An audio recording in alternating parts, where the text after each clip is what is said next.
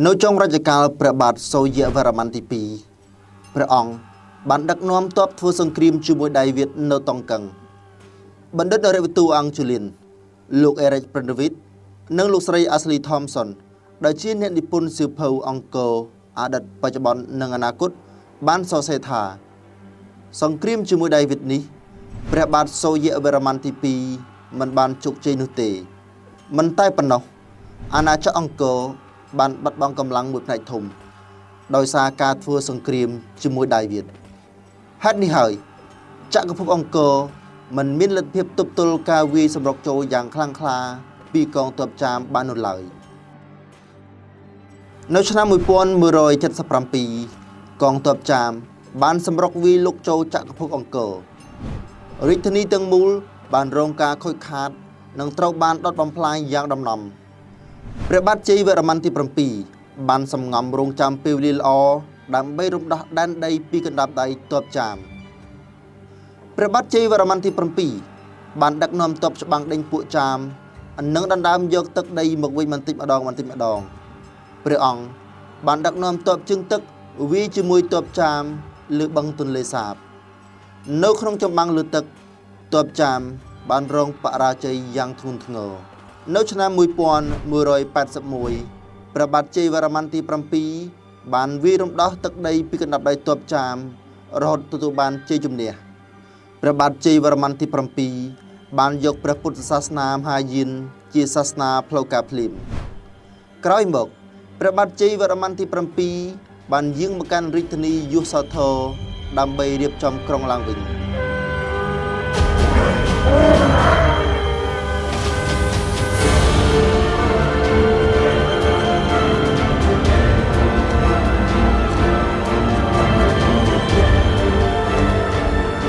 សៀវភៅព្រះបាទជ័យវរ្ម័នទី 7 របស់អង្គការស៊ីប៉ាបានរៀបរាប់អំពីប្រវត្តិព្រះបាទជ័យវរ្ម័នទី 7 យ៉ាងខ្លីដូចតទៅព្រះបាទជ័យវរ្ម័នទី 7 ប្រសូតនៅនគរកម្ពុជាពាក់កណ្ដាលសតវត្សទី 12 ក្នុងរាជ្យព្រះបាទសូរ្យវរ្ម័នទី 2 ព្រះអង្គបានទទួលរាជាភិសេកឡើងគ្រងរាជសម្បត្តិនៅឆ្នាំ 1182 បន្ទាប់ពីកម្ចាត់ទ័ពចាមពីទឹកដីនគរខ្មែរទ្រង់ជាព្រះមហាក្សត្រទី 1 នៃប្រវត្តិសាស្ត្រខ្មែរដែលបានកាន់ព្រះពុទ្ធសាសនាមហាយានរជ្ជកាលរបស់ព្រះអង្គត្រូវបានគេចាត់ទុកថា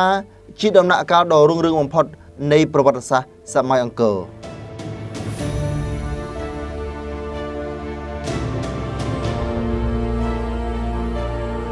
ទោះបីជាសង្គ្រាមទើបតែបញ្ចប់ព្រះបាទជ័យវរ្ម័នទី 7 នៅតែរក្សាប្រពៃណីដដែលដោយបានកសាងប្រាសាទដើម្បីឧទ្ទិសជូនបុព្វការីជនរបស់ព្រះអង្គ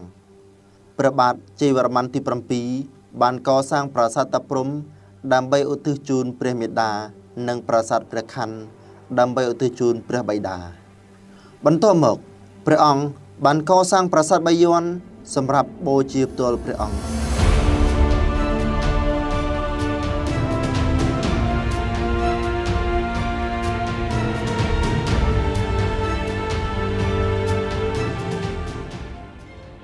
ព្រះអង្គបានកសាងរាជធានីបណ្ដោះអាសន្នមួយហៅថានគរជ័យស្រី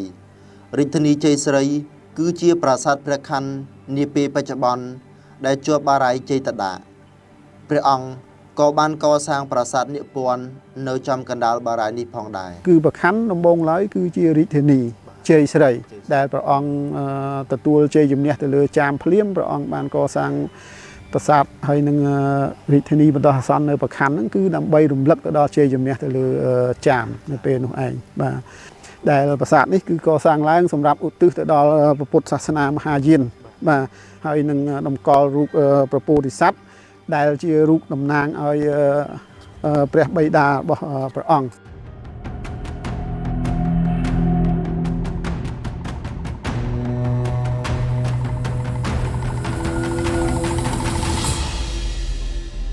ទទួលបានជ័យជំនះភ្លាមរយៈពេល5ឆ្នាំមកគឺព្រះអង្គបានកសាងប្រាសាទតាព្រហ្មឧទ្ទិសទៅដល់ព្រះមេដាហើយ5ឆ្នាំក្រោយមកទៀតគឺកសាងប្រាសាទប្រខ័នសម្រាប់ឧទ្ទិសទៅដល់ព្រះបិតាណាបាទនៅពេលដែលគាត់រៀបចំប្រាសាទប្រខ័ននៅកំឡុងឆ្នាំប្រហែលជា1191ហ្នឹងវាមាន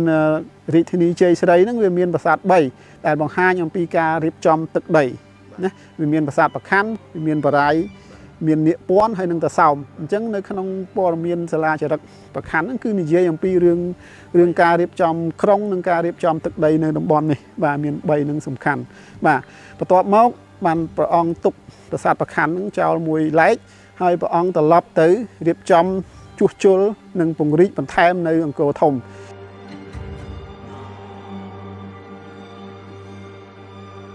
ក្នុងការដឹកនាំប្រទេសព្រះបាទជ័យវរ្ម័នទី7បានប្រើប្រាស់យុទ្ធសាស្ត្រថ្មីទៀតគឺនយោបាយទឹកព្រះអង្គបានទាញទឹកពីភ្នំគូលែនចូលមកបារាយណ៍ចេតដាទឹកក្នុងបារាយណ៍ចេតដាត្រូវបានយកមកប្រើប្រាស់ក្នុងរាជធានីអង្គរធំតាមកសិនទឹកប្រាសាទនិងសម្រាប់ប្រើប្រាស់ក្នុងវិស័យកសិកម្ម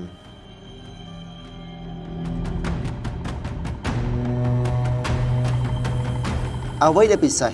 ព្រះអង្គបានសាងសង់ស្ពានធ្វើអំពីថ្មបាយក្រៀមនិងថ្មភក់តាមចំណុចសំខាន់នៃផ្លូវទឹកសម្រាប់ទប់ទឹកប្រើប្រាស់ក្នុងស្រែចម្ការ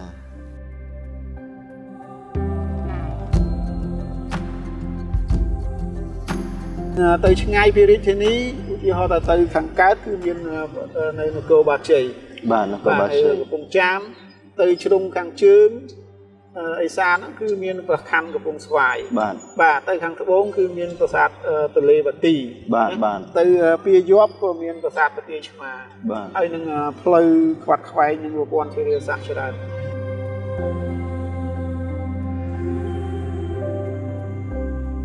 ក្នុងសម័យកាលព្រះបាទយសោវរ្ម័នទី1ណាដែលលោកបានកសាងអាស្រមណាអាស្រមជាច្រើនដែលទូនាទីនៃអាស្រមហ្នឹងមានទាំងបណ្ដុះបណ្ដាលផងជាទីជំរកសម្រាប់អ្នកដែលមកពីកន្លែងឆ្ងាយស្នាក់នៅនឹងដែរណានឹងគឺថាមកដល់សម័យកាលព្រះបាទជ័យវរ្ម័នទី7លោកបានអភិវឌ្ឍណាធ្វើឲ្យកិច្ចការទាំងអស់ហ្នឹងកាន់តែទលំទលាយហើយស្ទើរតែទូទាំងចក្រភពខ្មែរនៅសម័យកាលទាំងពីមុនណាឧទាហរណ៍យើងមើលពាក្យពន្ធទៅនឹងប្រព័ន្ធផ្លូវថ្នល់ណានឹងដែលយើងដឹងជាទូទៅនៅពេលបច្ចុប្បន្នហ្នឹងយ៉ាងហោចណាស់ក៏មាន7ខ្សែណា7ខ្សែដែលសំខាន់ណាដែលសំខាន់ចេញពីរាជធានីអង្គរទៅដល់បណ្ដាតំបន់ផ្សេងនៅទូទាំងចក្រភពខ្មែរវាហៅថាផ្លូវបុរាណដែលយើងឃើញឧទាហរណ៍ដែលយើងឃើញសល់ជាក់ស្ដែងហ្នឹងគឺមានផ្លូវមួយខ្សែចេញពីខ្លងស្វាតកាវយើងណាកាត់តាមខ្នងបារាយខាងលិចហ្នឹងឆ្ពោះទៅស្រុកកោះធំប្រទេសស៊ីមនោះប្រទេសស៊ីមបច្ចុប្បន្នណាហើយមួយខ្សែទៀតចេញពីអង្គរដូចគ្នាទៅកាន់តំបន់ភិម៉ាយប្រទេសថៃណាបាទហើយមួយខ្សែទៀតគឺទៅ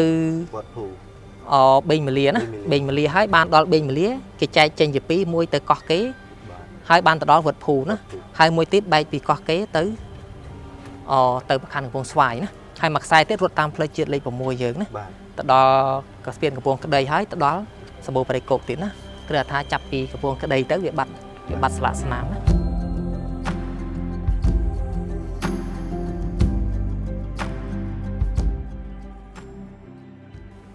ព្រះរាជានៃអាណាចក្រខ្មែរបានកសាងប្រាសាទជាច្រើនដែលមានទម្រង់ប្លែកពីគ្នានិងមានទឹកដៃផ្នែកស្ថាបត្យកម្មបង្កប់នូវសិល្បៈដ៏រស់រវើករីឯព្រះបាទជ័យវរ្ម័នទី7ក្រោយពេលឡើងសោយរាជភ្លាមព្រះអង្គបានគិតគូររៀបចំប្លង់រាជធានីអង្គរធំដោយមិនបានបដូររាជធានីទៅតំបន់ផ្សេងនោះទេព្រះបាទជ័យវរ្ម័នទី7បានសង់ហេដ្ឋារចនាសម្ព័ន្ធថ្មីជាច្រើន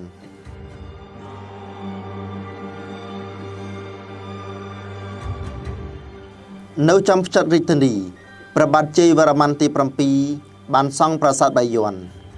ប្រាសាទបាយ័នមានទម្រង់ជាប្រាសាទភ្នំដែលបង្ហាញពីស្ថាបត្យកម្មចម្លែកថ្មីមួយពីប្រាសាទនានាប្រាសាទបាយ័នមានប្រាង្គចំនួន54ដែលប្រាង្គនីមួយៗមានរូបចម្លាក់ព្រំមុខ4ដែលអ្នកស្រុកអង្គរហៅថាព្រំបាយ័នស្នាមញញឹមនៃរូបចម្លាក់ព្រំមុខ4នេះជាការបង្កើតថ្មីក្នុងវិស័យសិល្បៈនិងស្ថាបត្យកម្មនាសម័យអង្គរដែលមិនធ្លាប់មានពីមុនមក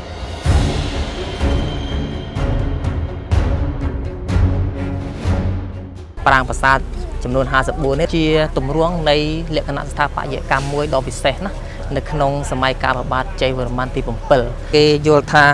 រូបមុខទាំងអស់ហ្នឹងគឺតំណាងឲ្យព្រះលោកេសោណាដែលជាពោធិសត្វមួយដ៏សំខាន់នៅក្នុងពុទ្ធសាសនាមហាយាននិងត្បិតអីប្រាសាទនេះគឺឧទ្ទិសដល់ពុទ្ធសាសនាមហាយានហើយក្រៅពីនឹងក៏មានអ្នកសិក្សាមួយចំនួនគេបានភ្ជាប់ ជាប់ព្រះលុយកេសូហ្នឹងគេគិតថាជាប្រភពណាជាប្រភពរបស់ព្រះបាទជ័យវរ្ម័នទី7ត្បិតអីព្រះបាទជ័យវរ្ម័នទី7ហ្នឹងគឺកុលោកគោរពទៅលើពុទ្ធសាសនាមហាយានហ្នឹងដែលមានព្រះលុយកេសូជាព្រះពោធិសត្វមួយអង្គដ៏សំខាន់ប្រវត្តិសាស្ត្រសម័យអង្គរមុនរាជព្រះបាទជ័យវរ្ម័នទី7បានបង្ហាញយ៉ាងច្បាស់ពីភាពអស្ចារ្យខាងសំណង់នគររូបនីយកម្មនិងសិល្បៈកម្រិតខ្ពស់ប៉ុន្តែព្រះបាទជ័យវរ្ម័នទី7កាន់តែបង្ហាញស្នាដៃក្នុងទម្រង់ថ្មីដ៏លេចត្រដែតជាងព្រះរាជាមុនមួយកម្រិតទៀតបើយើងនិយាយអំពីចម្លាក់និងបដិមាក្នុងរាជព្រះបាទជ័យវរ្ម័នទី7សិល្បៈនៃការឆ្លាក់រូបព្រះមហាក្សត្រព្រះជាយានិងឥស្សរជនសំខាន់គឺត្រូវបានឆ្លាក់តាមរូបពិតតែម្ដងត្រង់នេះគឺជាការបង្កើតថ្មីសុទ្ធសាធនៃសិល្បៈស្ថាបត្យកម្មដែលគេមិនធ្លាប់ឃើញពីមុនមកទេមុនរាជព្រះបាទជ័យវរ្ម័នទី7ក្នុងសម័យអង្គរ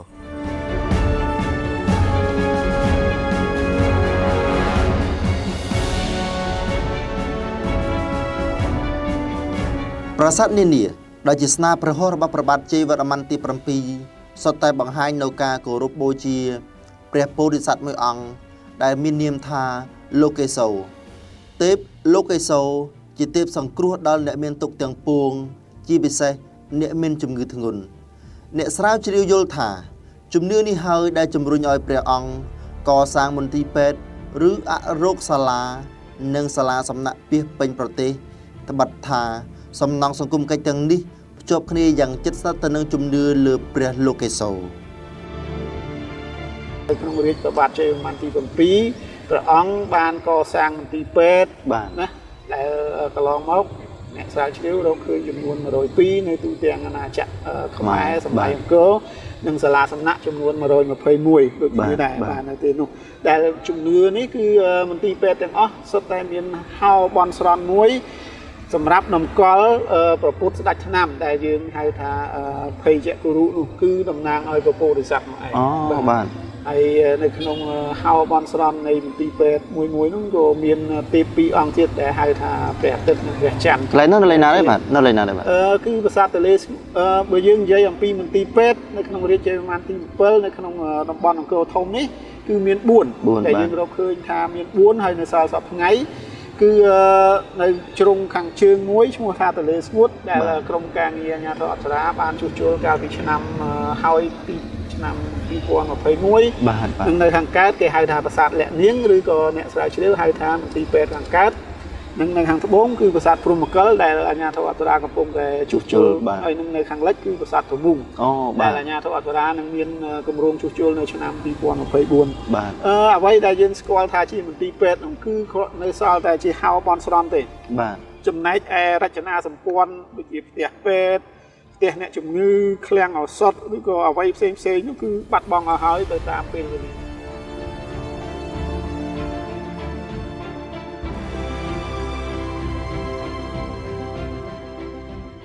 មន្ទីរពេទ្យវាមានរចនាសម្ព័ន្ធរបស់វាមានកំពែងនេះមានកំពែងនេះហើយមានក្លោងទ្វារចូលពីច្រកខាងកើតបាទហើយមានបណ្ណាល័យហ្នឹងជ្រុង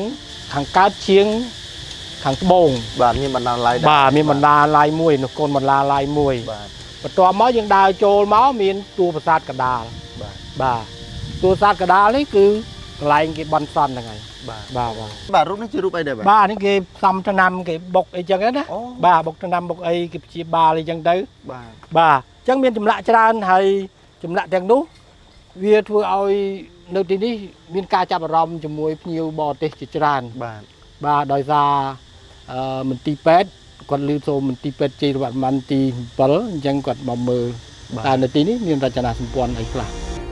ដើម្បីឲ្យរាជធានីរបស់ព្រះអង្គរឹងមាំព្រះបាទជ័យវរ្ម័នទី7បានសាងសង់កំពែង4ជ្រុងព័ទ្ធជុំវិញកំពែងនេះគឺជារបងដ៏រឹងមាំដើម្បីការពាររាជធានីពីខ្មាំងសត្រូវនៅអមកំពែងមានកសិនព័ទ្ធជុំវិញនៅតាមកំពែងនីមួយៗព្រះអង្គសង់ប្រាសាទមួយសម្រាប់តម្កល់សិលាចារឹកដែលមានសេចក្តីដូចគ្នាទាំង4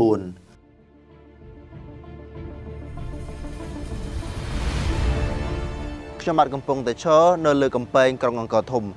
ហើយនៅខាងក្រៅខ្ញុំបាទនេះគឺខ្លងទ្វារតាកែវខ្លងទ្វារតាកែវ គឺជាខ្លោងទ្វារមួយក្នុងចំណោមខ្លោងទ្វារទាំង5របស់ក្រុងអង្គរធំព្រះបាទជ័យវរ្ម័នទី7ដើម្បីធ្វើឲ្យរាជធានីរបស់ព្រះអង្គរឹងមាំព្រះអង្គបានកសាងកំពែងដែលមានប្រវែង3គីឡូម៉ែត្រ4ជ្រុងហើយនឹងខ្លោងទ្វារចំនួន5ខ្លោងទ្វារទាំងអស់សុទ្ធតែមានរូបចម្លាក់លោកកេសោដែលមានមុខដូចប្រាសាទបាយ័នរាជធានីអង្គរធំមានខ្លោងទ្វារចំនួន5នៅមុខខ្លោងទ្វារនីមួយៗមានស្ពានឆ្លងកសិនទឹកដែលអមដោយចម្លាក់យក្សនិងទេវតាចំនួន54កំពុងទាញព្រ័ត្រត្រង់នេះកាន់តែថ្មីនិងប្លែកព្រះបាទជ័យវរ្ម័នទី7បានយករឿងកូរសមុទ្រទឹកដោះដែលខ្មែរនិយមឆ្លាក់តាមជញ្ជាំងប្រាសាទអង្គរវត្តផ្តែរហោជាងនិងប្រាសាទផ្សេងៗមកឆ្លាក់ជារូបនៅលើដីខាងមុខខ្លោងទ្វារក្រុងអង្គរធំវិញម្ដងរាជព្រះបាទជ័យវរ្ម័នទី7ត្រូវបានគេចាត់ទុកថាជារជ្ជកាលដ៏រុងរឿងថ្កុំថ្កើងជាទីបំផុតក្នុងប្រវត្តិសាស្ត្រសម័យអង្គរសិល្បៈសំណង់និងស្ថាបត្យកម្មសម័យព្រះអង្គទទួលបានការកោតសរសើរពីទេសចរគ្រប់ទិសទីដែលបានមកទស្សនាដោយផ្ទាល់ភ្នែក